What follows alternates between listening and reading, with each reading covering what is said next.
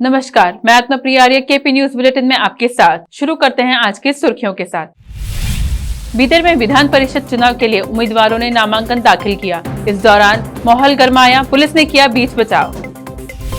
बीदर में 27 और 28 को इंदौर स्टेडियम में बैडमिंटन मुकाबले का आयोजन किया जा रहा है। मुख्यमंत्री ने JNCASR का दौरा किया, जहां बारिश ने नष्ट किए आनुवांशिक नमूने और उपकरण। कर्नाटक में विधान परिषदों के चुनाव के लिए कांग्रेस ने उम्मीदवारों की सूची जारी की। भाजपा ने नमो ऐप पर शुरू किया कमल पुष्प कार्यक्रम, पार्टी कार्यकर्ताओं की होगी बात। सबीर वानखेड़े की टीम ने पकड़ा ड्रग्स का गुप्त ठिकाना, बड़े पैमाने पर अफीम हुई बरामद।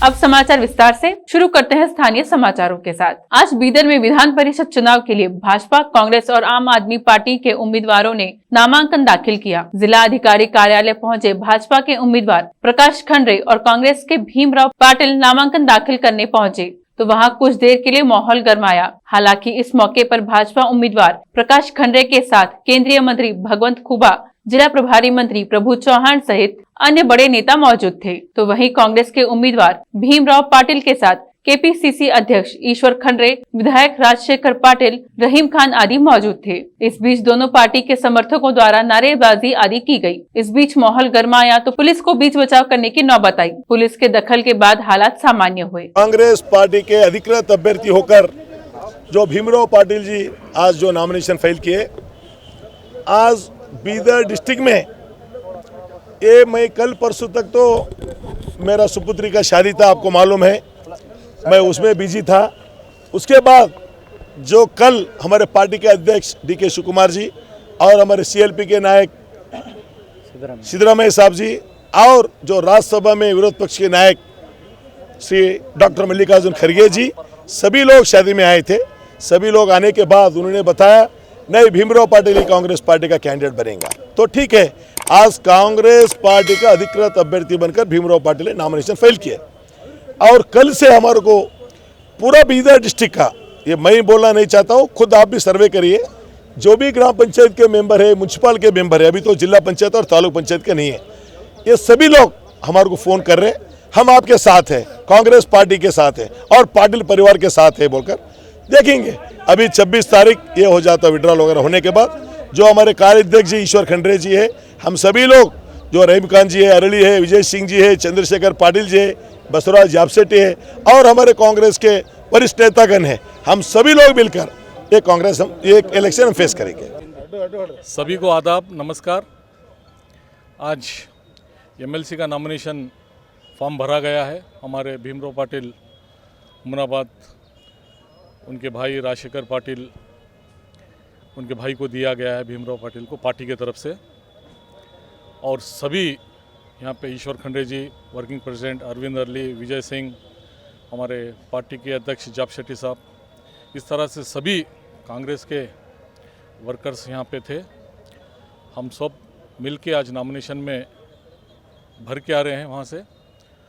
और गारंटी ये है कि लास्ट टाइम विजय सिंह साहब भी कम से कम 1000 वोट से जीते थे और हमारे कांग्रेस के कैंडिडेट भीमराव पाटिल भी 1000 लीड से 100% जीतते हैं।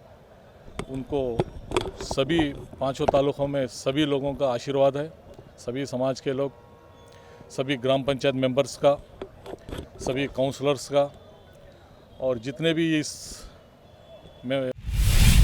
विधान परिषद चुनाव के लिए आम आदमी पार्टी से गोविंद राव नरसिंह राव ने भी अपना नामांकन दाखिल किया है। वह अपने समर्थकों और अपने एकमात्र नगर सभा पार्षद के साथ अपना नामांकन दाखिल किया। नमस्ते, मैं गोविंद राव नरसिंह राव सोमवंशी, रहने वाला हुलसूर तालुका, बीदर जिले। मैं पहले ग्राम पंचायत सदस्यों के काम किया हूँ और मैं तालुका पंचायत सदस्यों के 5 साल काम किया हूँ।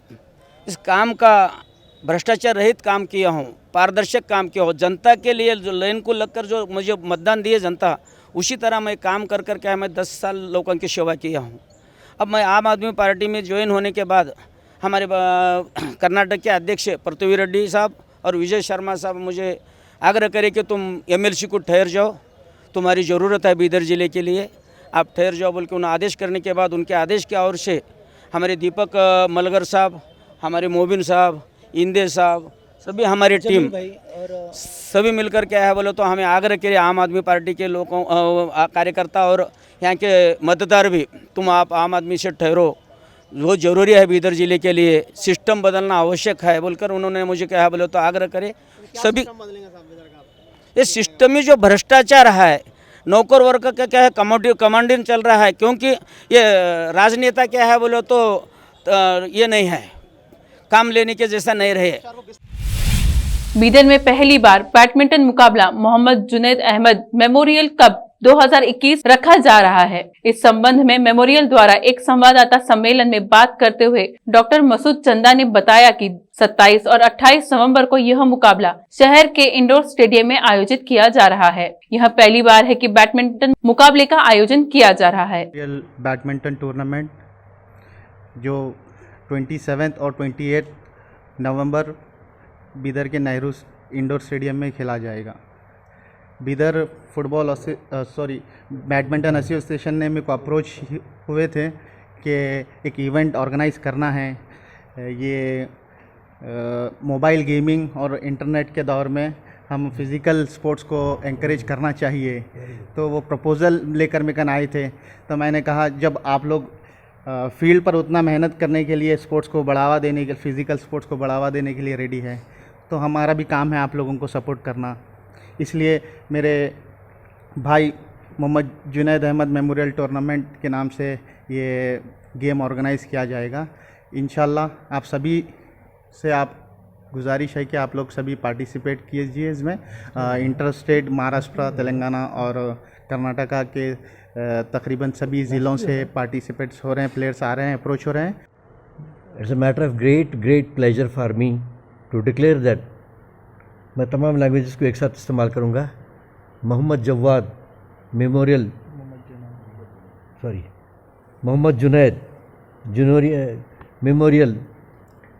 शटल बैडमिंटन टूर्नामेंट 2021 इसी महीने की 27 और 28 को रखा गया है, Saturday and Sunday. Morning 10:30 inauguration will be there, उसके बाद दिन भर स्पोर्ट्स होंगे और संडे 28 शाम में कंक्लूड होगा, प्राइज़ डिस्ट्रीब्यूशन होगा। इसमें स्पोर्ट्स को एंटरटेन करने के लिए, लोगों का जज्बा लाने के लिए, लोगों की दिलचस्पी लाने के लिए प्राइजेस वर्थ रुपीज़ लाख्स में चले गए हैं, वो भी कर रहे हैं। इसको स्पॉन्सर कौन किया आपको तो समझ में आ गया होगा। मेरे राइट में जो बैठे हैं Jibran Ellis Ubaid son of well known contractor Javed भाई, ये कोई ना कोई फिलांथ्रोपिस्ट। अगर आगे बढ़ते हैं तो ऐसे काम हम सोसाइटी में कुछ कर सकते हैं। अब देखते हैं समाचार राज्य की। कर्नाटक के मुख्यमंत्री बसवराज बोम्मई ने बेंगलुरु में Jawaharlal Nehru centre for advance scientific research का दौरा किया, जिसे बिन मौसम की बारिश के कारण बड़ा नुकसान हुआ था। 25 साल पहले के जेनेटिकल सैंपल और कई लाख के उपकरण रविवार रात नष्ट हुए। जापान के शिक्षक जल्द ही बेंगलुरु सिटी यूनिवर्सिटी के सेंटर फॉर ग्लोबल लैंग्वेजेस में जापानी भाषा में छात्रों और प्रशिक्षकों को प्रशिक्षण देना शुरू करेंगे। विद्यालय के कुलपति प्रोफेसर लिंगराज गांधी के अनुसार कार्यक्रम जून 2022 तक लागू किया जाएगा, क्योंकि आवश्यक कानूनी औपचारिकताएं चल रही हैं। गांधी ने कहा है कि इससे जापान में भी नौकरी के अवसरों पर विचार करते हुए और अधिक एकेडमिक सहयोग मिलेगा। कर्नाटक पार्टी ने 10 दिसंबर को कर्नाटक में विधान परिषदों के चुनाव के लिए अपने उम्मीदवारों की सूची जारी की है। पार्टी अध्यक्ष सोनिया गांधी ने नामों को मंजूरी दी है। अब लेते हैं छोटा सा ब्रेक, जल्द लौटते हैं ब्रेक के बाद। हिंदुस्तान के हर कोने में हम हैं मौजूद। 24 घंटे हालात पर गहरी नजर, खबरों से जुड़े चुपते सवालात, और आपको दिखाता है धार्मिक, सामाजिक, राजनीतिक, लोकल और इंटरनेशनल न्यूज की सबसे बेहतर कवरेज, जो आपको रखती है हर पल बाखबर। देश और दुनिया भर की खबर के लिए देखते रहें KP News 24/7। Noor education trust Bidar की ओर से चलाए जाने वाला Noor MEd college Bidar, recognized by NCTE Delhi and affiliated to Gulbarga University, Gulbarga. Admission are open for the academic year 2021-22. विशेषज्ञ और सक्षम शिक्षकों द्वारा शिक्षा प्राप्त करने के लिए नूर एमएड कॉलेज में दाखिला लें और शांत वातावरण में शिक्षा प्राप्त करें। बीदर शहर में बेहतर शिक्षा का एकमात्र केंद्र Noor MEd college, Shahpur gate, Bidar. Phone numbers 9945283920, 8482221297। Break के बाद आपका स्वागत है। आइए देखें अन्य समाचार। भाजपा ने प्रधानमंत्री नरेंद्र मोदी द्वारा दिए गए दिशा निर्देश पर एक व्यापक राष्ट्रव्यापी कार्यक्रम कमल पुष्प शुरू किया है। यह राष्ट्र निर्माण के लिए खुद को समर्पित कर देने वाले कार्यकर्ताओं की पीढ़ी की निस्वार्थ सेवा संगठित करने और प्रसारित करने के लिए है। भाजपा द्वारा दी गई जानकारी के अनुसार कमल पुष्प टेक्नोलॉजी और ट्रेडिशन का एक फ्यूजन है, जहां एक मोबाइल ऐप जैसी नवीनतम तकनीक का उपयोग करके अतीत का दस्तावेजीकरण किया जा रहा है। कार्यकर्ता इस मॉड्यूल में फोटो, वीडियो, अखबार की कटिंग, लिंक अपलोड कर सकते हैं, यहां तक कि लिख भी सकते हैं। आर्यन खान केस की जांच के दौरान चर्चा में आए एनसीबी अफसर समीन वानखेड़े की टीम ने महाराष्ट्र के नांदेड़ में ड्रग्स के एक ठिकाने का भांडाफोड़ किया है। टीम ने बड़ी मात्रा में अफीम और पॉपी स्ट्रॉप बरामद किया है। मुंबई एनसीबी के जोनल डायरेक्टर समीन वानखेड़े एक बार फिर चर्चा में है। उनकी टीम ने नांदेड़ जिले के कंधार में ड्रग्स के एक ठिकाने का भांडाफोड़ किया है। यहां से एनसीबी टीम ने 1.4 किलो अफीम बरामद की है। इसके अलावा 111 किलो पॉपी स्ट्रॉप भी पकड़ा गया है। छपरा पंचायती चुनाव जिला पार्षद का नामांकन चल रहा है। बाबुल हसन का नामांकन किया गया है। उन्होंने कहा अपने क्षेत्र में काफी विकास करेंगे। अपनी गली में चाहे जो भी कमी पंचायत के अंदर है उसको दुरुस्त करने की मेरी पहली प्राथमिकता होगी। अपने कार्य क्षेत्र से बाहर का नंबर 1 पंचायत बनाने की मेरी आम भूमिका रहेगी। छपरा से संत कुमार गोस्वामी की रिपोर्ट। पूर्व केंद्रीय मंत्री और कांग्रेस सांसद मनीष तिवारी अक्सर अपनी पार्टी को बयानों से असहज करते आ रहे हैं। इस बार तो उन्होंने अपनी नई किताब के जरिए अपनी ही पूर्ववर्ती सरकार पर निशाना साधा है। तिवारी ने मुंबई में 26/11 के हमले के बाद तत्कालीन यूपीए सरकार की निष्क्रियता की आलोचना की है। उन्होंने कहा कि हमले के बाद तत्कालीन केंद्र सरकार को एक्शन लेना चाहिए, लेकिन उन्होंने ऐसा नहीं किया। मनीष तिवारी की किताब के मीडिया में छपे कुछ अंशों का हवाला देते हुए भारतीय जनता पार्टी ने मंगलवार को आरोप लगाया कि कांग्रेस के नेतृत्व वाली तत्कालीन संयुक्त प्रगतिशील गठबंधन सरकार को 2008 में 26 नवंबर को मुंबई में हुए आतंकवादी हमले के बाद जिस प्रकार की मजबूत जवाबी कार्रवाई करनी चाहिए थी वैसे नहीं की और राष्ट्रीय सुरक्षा को ताक पर रखा। कन्हैया कुमार की ज्वाइनिंग और उपचुनाव में अकेले लड़ने के बाद माना जा रहा था कि कांग्रेस बिहार में अपनी खोई जमीन बनाने में अब जुट गई है। हालांकि यह जमीन बनने से पहले ही खिसकनी शुरू हो चुकी है और बाकी राज्यों की तरह ही यहाँ भी यह काम ममता बनर्जी की तृणमूल कांग्रेस कर रही है, जो मिशन 2024 के तहत कई राज्यों में कांग्रेस के भीतर सेंध लगा रही है। तृणमूल कांग्रेस में आज कांग्रेस के बड़े नेता कीर्ति आजाद शामिल होने वाले हैं। आजाद के साथ ही बिहार के कई और नेता टीएमसी का दामन थामने वाले हैं, जिनमें से अधिकांश कांग्रेस के हो सकते हैं। बिहार कांग्रेस के कई असंतुष्ट नेताओं के पाला बदलने के कायस लंबे समय से लगाए जा रहे हैं। ऐसे में कांग्रेस के लिए बिहार में बीजेपी, जेडीयू और आरजेडी से बड़ी चुनौती टीएमसी बन गई है।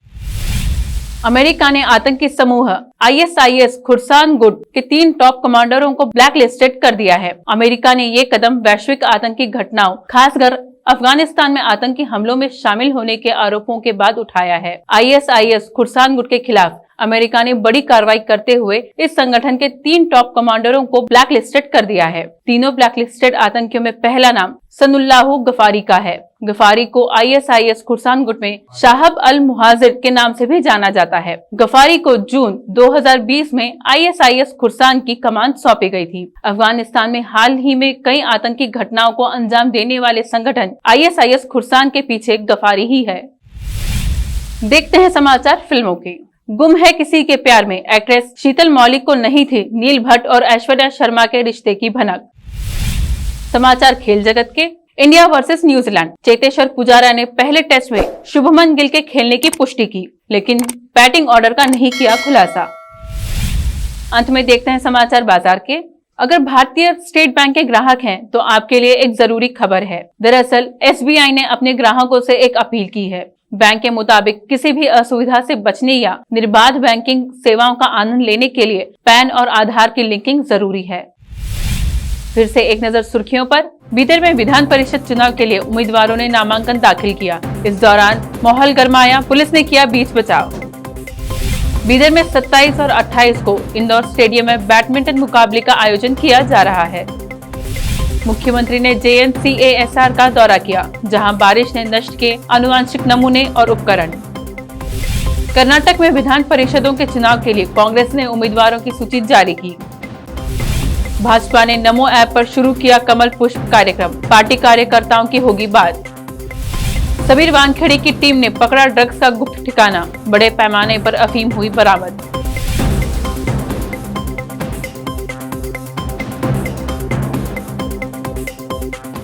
KP न्यूज में फिलहाल इतना ही। समाचारों के लिए जुड़े रहिए KP News 24/7 से। फिर मिलेंगे कुछ और समाचारों के साथ। धन्यवाद।